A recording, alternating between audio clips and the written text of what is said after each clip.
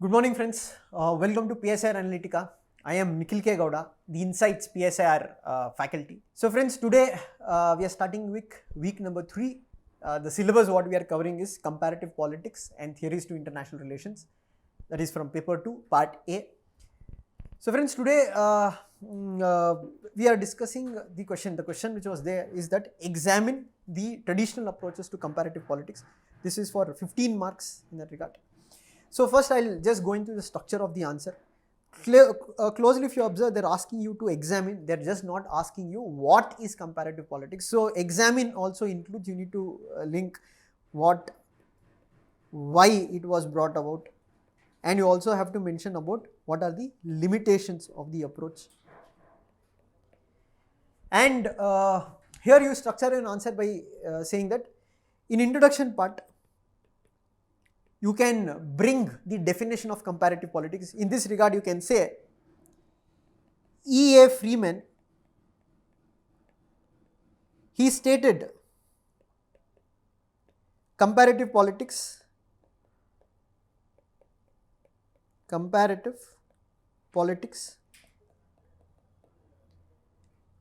is comparative analysis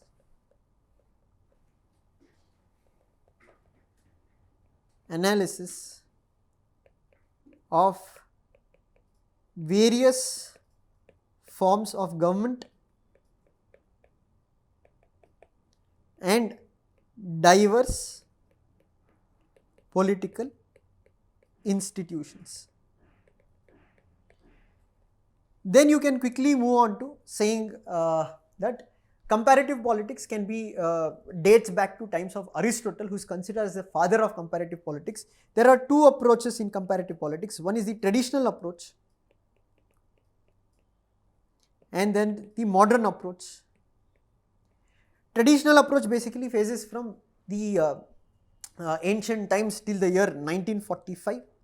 After 1945, the modern approaches was brought into the equation, but you don't need to stress on why they came, etc., because the question is mainly examining the traditional approaches.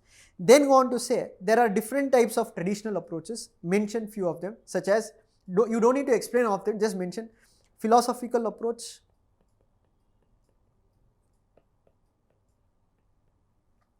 institutional approach,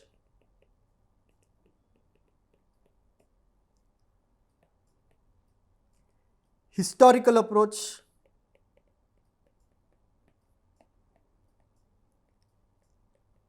legal approach.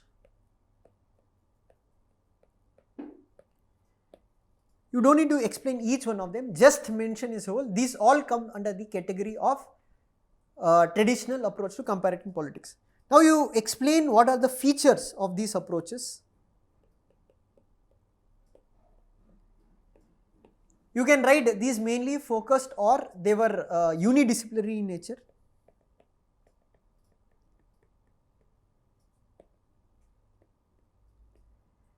They were normative in nature.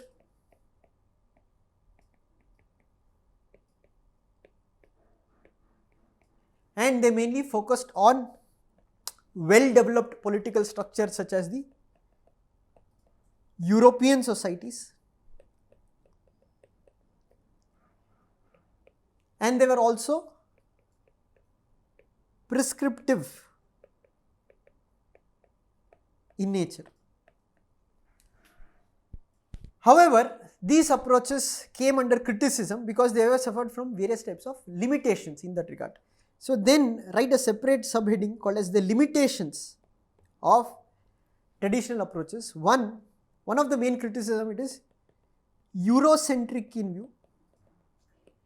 It is mainly useful for studying the political systems of Western countries where the political institutions are well developed, but they are not so useful in studying the third world countries where political institutions have are not so well developed, and there are many non-institutional factors which play a key role. Example, you can tell caste plays a very key role in politics in India. So without studying caste, there is no use of understanding the politics in India. Second, these approaches lacked multidisciplinary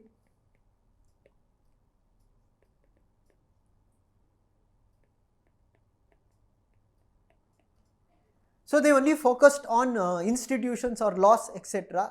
But to understand politics is very much necessary to understand society, to understand culture, etc.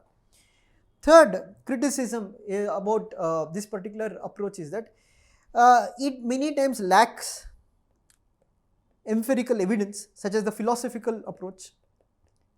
It is mainly dependent upon a view of one particular scholar, as Lasky says that every political thinker is child of his times, is deeply influenced by that particular approach. And then you can say that these are mainly the other limitation of these approaches, that these approaches are mainly, they will be largely useful to a certain extent to understand the laws or the institutions which are mainly developed in the Western world, that is the European world. But today you can see there are many new kind of institutions or extra constitutional institutions were working in play in developing societies at large. So it is not so useful in that regard to study these kind of developments. Hence, after Second World War, especially with increasing number of third world countries and diverse political system coming to equation, this gave impetus to the development of the modern approaches such as political economic approach, political sociological approach in that regard.